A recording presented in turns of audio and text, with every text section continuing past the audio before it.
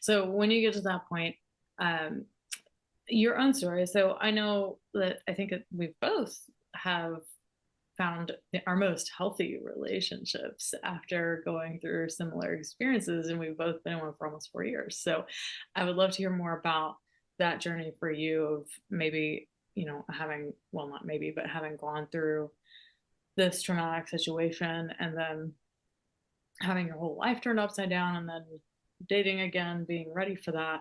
Um, what are some tips or things that you would share with the audience who's like, okay, I do feel confident in who I am. I do know who I am. I know what my boundaries are. I know my negotiables and non-negotiables. Like, what's that like from there?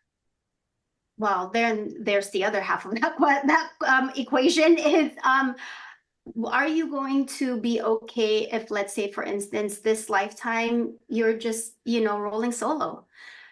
Are you in love with your life? Are you doing things that you would normally do with or without a partner? Like for me, I got to a place where I loved my own company. I finally started rediscovering myself. And I came to lead from a place where I was very codependent. I grew up in the Philippines. I moved here when I was 8. I was with my family. We're very tight. Moved here, fast forward to high school, had a high school sweetheart for 4 years, had a little bit of a break, reconnected with my friend who became my husband because we also went to high school together, was married for 13 years. Nowhere in there that I ever had an opportunity to get to know myself. I didn't even know what paint color I liked for my home when I, went into the redecoration phase because I was always part of a unit. I did not know myself.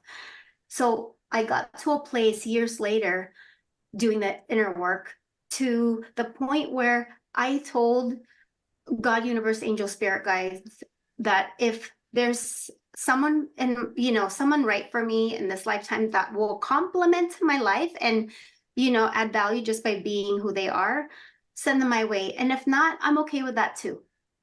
And so I got to that place and it was a surprise when I met my Mr. Wonderful.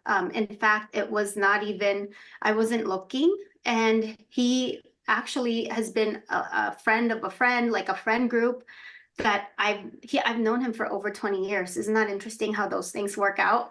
Yes, and life brought us together in divine perfect time. He had to go through his own life's journey. I had to go through my own life's journey. I mean, he's met my ex-husband. He's even been to my house, like because we're friends. We're part of a friend group.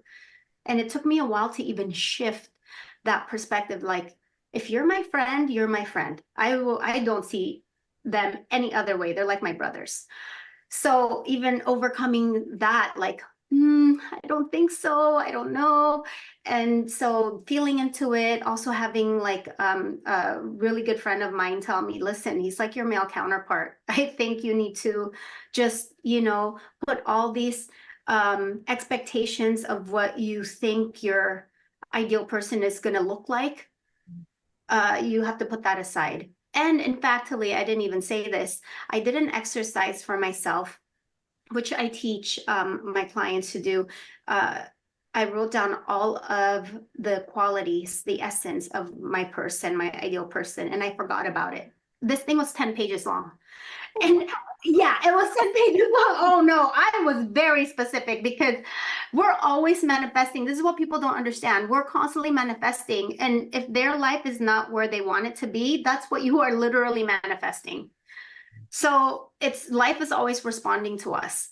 And I wrote that 10-page memorandum and I forgot about it. And in fact, like when I went to read it to my friends, I would make a joke out of it, but it's the truth. I was like, guys, you know what I realized? Like I was actually describing myself.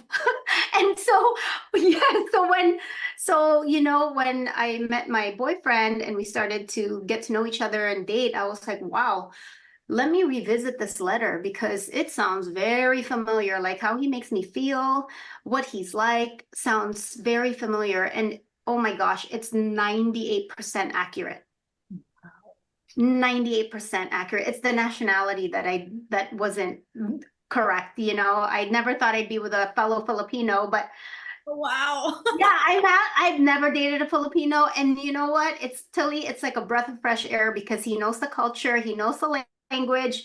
It's yeah. So it's usually this is how it works. It's better than what we expect when we allow, God, universe, higher power, whatever you want to call it, to actually just give it to us because we get it in our own way.